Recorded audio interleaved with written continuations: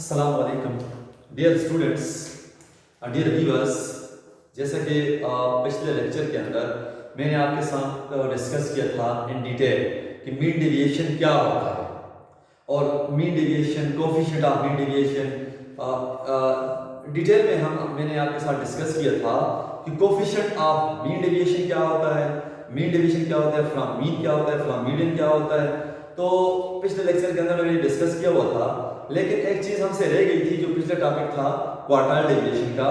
वो थे merits and demerits of quartile deviation. Merits and demerits of quartile deviation वो रहते थे। तो हम थोड़ा सा सबसे पहले वो डिस्कस करते हैं। डिस्कस करने के बाद फिर मैं mean deviation for individual series, mean deviation for discrete series, mean deviation for continuous series वो हम डिस्कस करेंगे। ओके, सबसे पहले हम merits and demerits of quartile deviation. तो मेरे पास merits and demerits of quartile deviation, हमारे पास merits, there are 3 merits of quartile deviation, 3 merits of quartile deviation, 3 merits of quartile deviation. Number 8, it is simple to understand and easy to compute. It is simple to understand and easy to compute. This is the first merit of quartile deviation. Number 2, it is not affected by extreme values. It is not affected by extreme values.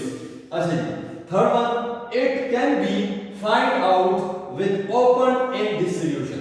It can be find out with open end distribution. Extreme value से effect नहीं होता। और दूसरी बात कि जो हमारे पास open and distributions हैं उनके लिए आप क्वार्टाइल डेविएशन को फाइंड कर सकते हैं। अच्छा जी, डीमेरिट्स क्या क्या है? It is not based on all observations.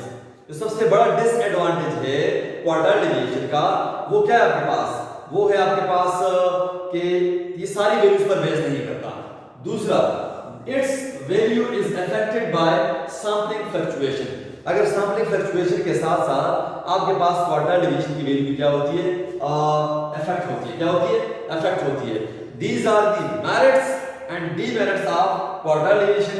Just मैंने आपके सामने लिखे, आप इसको देख लें, अपने पास नोट करें। तो अब हम असल जो टॉपिक है हमारा mean deviation for individual series, mean deviation for discrete series, mean deviation for continuous series. अब हम वन बाय वन इनको डिस्कस करेंगे कि how we find mean deviation for individual, how we find mean deviation for discrete, how we find mean deviation for continuous. उसके जो steps हैं वो मैं वन बाय वन आपके सामने डिस्कस करता हूं और आपके साथ शेयर करता हूं। तो मेरे पास जो सबसे पहली चीज है वो क्या है मेरे पास? वो है mean deviation for individual series. हमारे पास इंडिविजुअल सीरीज के अंदर क्या होता है? सिर्फ और सिर्फ एक्स की वैल्यूज होती हैं। वेरिएबल होता है, वेरिएबल की वैल्यूज होती हैं। वेरिएबल होता है और उसकी वैल्यूज होती हैं।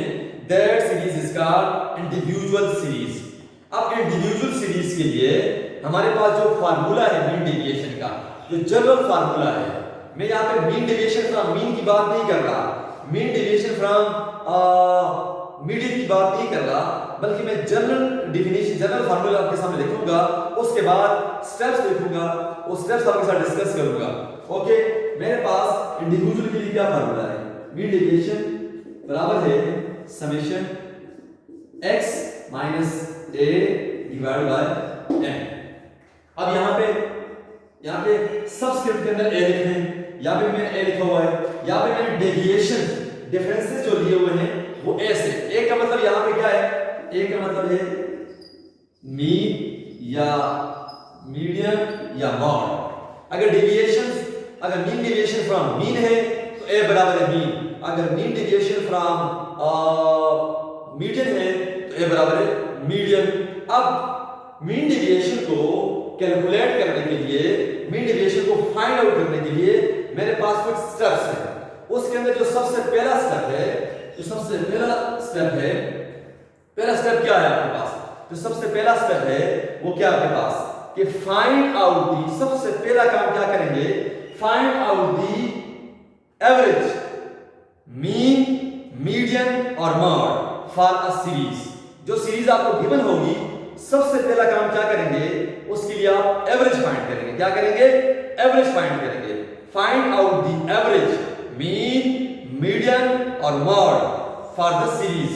सबसे पहला काम एवरेज फाइंड करना है। दूसरा स्टेप है आपने डेविएशन लेनी है।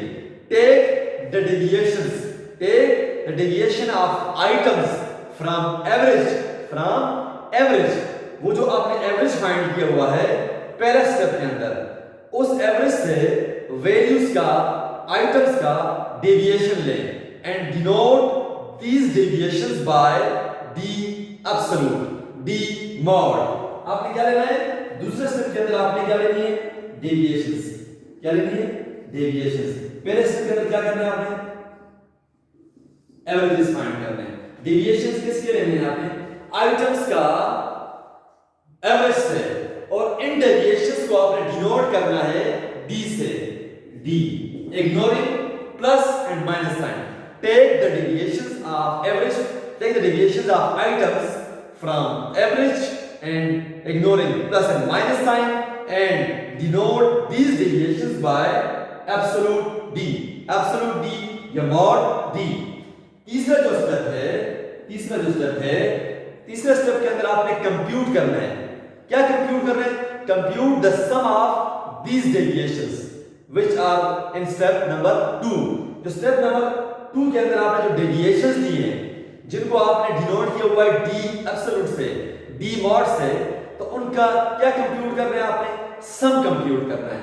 तीसरे स्टेप के अंदर आपने क्या लेना है, तीसरे स्टेप के अंदर आपने सम ऑफ एब्सोल्यूट डेविएशंस, जो आपने एब्सोल्यूट डेविएशंस लिए हुए हैं हर आइटम का, थर्ड स्टेप के अंदर उसका सम लेना है, टोटल लेना है, और डिनोट किससे करते हैं, समेशन डी एब्सोल्यूट।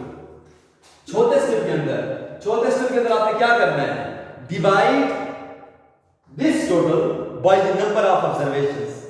सिंपल सी बात है, हमारे पास जो सिंपल सी बात है वो क्या है,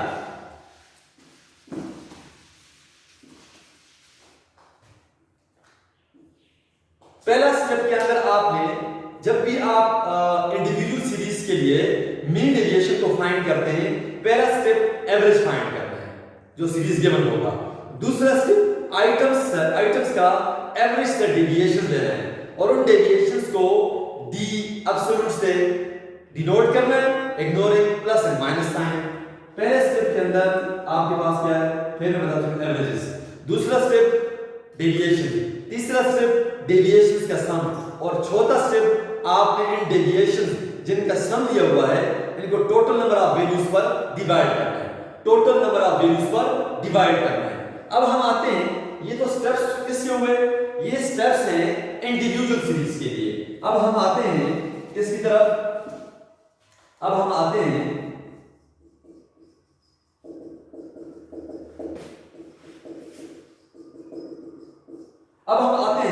डिस्क्रीट सीरीज की तरफ। किसकी तरफ, डिस्क्रीट सीरीज की तरफ। How we find mean deviation for discrete series, from mean, from median और फ्रॉम मॉड। ओके, मैं जनरल फॉर्मूला लिखता हूं, क्या होगा, मीन डेविएशन बराबर है summation f x minus A divide by summation f बराबर n, where x minus A बराबर है d, बराबर है d, एंड a बराबर है मीन और मीडियन।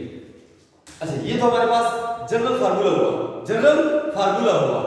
अच्छा जी, अब आप क्या करोगे, हमारे पास ये जो फार्मूला है, हमारे पास ये फार्मूला किसके लिए है, for discrete series, mean deviation for discrete series. अब हाउ यू फाइंड, उसके लिए स्टेप्स हैं हमारे पास। स्टेप्स, इस फार्मूले को देख के आपने वो स्टेप्स लिखने हैं। पहला स्टेप आपके पास क्या है, आपके पास जो स्टेप्स हैं, पहला स्टेप क्या है आपके पास, सबसे पहला काम क्या करना है, इस डिस्क्रीट सीरीज के लिए एवरेज फाइंड करना है। Find out the average, mean और मीडियन फॉर सीरीज। जो सीरीज गिवन होगा डिस्क्रीट, सबसे पहले उसके लिए एवरेज फाइंड करना है। एवरेज में मीन या मीडियन या मॉड, ज्यादातर हम मीन और मीडियन पर काम करेंगे। दूसरा step take the deviations of items from average and ignore the plus and minus sign and denote these deviations by D absolute. Take deviations of items from average and ignoring plus and minus signs and denote these deviations by D absolute। पहले step के अंदर आपने average find किया, दूसरे step के अंदर आपने deviations ली, ignoring plus and minus sign, denote this deviations by D absolute। फिर आपने क्या करना है, फिर आपने तीसरा जो स्टेप है, multiply each frequency with D absolute of each item and take the sum। तीसरे स्टेप के अंदर आपने क्या करना है, आपके पास जो फ्रीक्वेंसी है उस फ्रीक्वेंसी को मल्टीप्लाई करना है हर डेविएशन के साथ, रिस्पेक्ट ऑफ फ्रीक्वेंसी को मल्टीप्लाई करना है हर डेविएशन के साथ, और उसको क्या लिखते हैं आप, एंड जब आपने मल्टीप्लाई कर दिया तो फिर आप उसका आपने क्या लेना है, सम लेना है। क्या मतलब इस बात का, आप f ज़रूरी d ये हर एक फ्रीक्वेंसी को मल्टीप्लाई कर दिया डेविएशन के साथ, and take the sum, deviation किया, मल्टीप्लाई किया, टेक द सम। और हमारे पास जो आखिरी स्टेप है, वो स्टेप क्या है, ये जो सम हमारे पास आया हुआ है स्टेप नंबर 3 के अंदर, we get the sum in step number 3, divide this sum with the total frequency, divide summation f d absolute by summation f। यानी कि आपके पास summation f का मतलब क्या है, total number of values, total number of observations, total number of values, total number of observations, these are called total number of values। यानी कि इस summation f multiplied by d absolute divided by summation f, हमारे पास क्या बन जाएगा, mean deviation बराबर है summation f d absolute divided by summation f बराबर है n। तो इस फार्मूला को आपने अप्लाई करके we get the mean deviation from mean या mean deviation from median which we want। अब हमारे पास जो तीसरा हमारे पास है वो क्या है, हमारे पास तीसरा हमारे पास है कौन सी सीरीज है, तीसरा हमारे पास है कंटिन्यूस सीरीज। अब कंटिन्यूस सीरीज के अंदर आपके पास क्लासेस होती हैं और फ्रीक्वेंसी होती है, हमारे पास x की वैल्यूज नहीं होती। कंटिन्यूस के लिए जो फार्मूला है वो क्या है, वही है जो डिस्क्रीट के लिए है, summation f d absolute divide by summation f। d क्या है, डेविएशंस है, क्या है, डेविएशंस है, ignoring plus and minus sign, take absolute. अब पहला स्टेप कंटिन्यूस सीरीज के अंदर जो सबसे पहला काम करना है आपने, find out the mid values या mid points for each class, हर क्लास के लिए आपने मिड वैल्यू फाइंड करनी है, और which is denoted by x, mid values आपने फाइंड करनी है, हर क्लास के लिए मिड वैल्यू फाइंड करनी है, व्हिच उस मिड वैल्यू को आपने क्या लिखना है, x। एक कॉलम बनाएंगे मिड वैल्यूज का, उसको रिप्रेजेंट करेंगे आप x के साथ, किसके साथ, x के साथ रिप्रेजेंट करेंगे।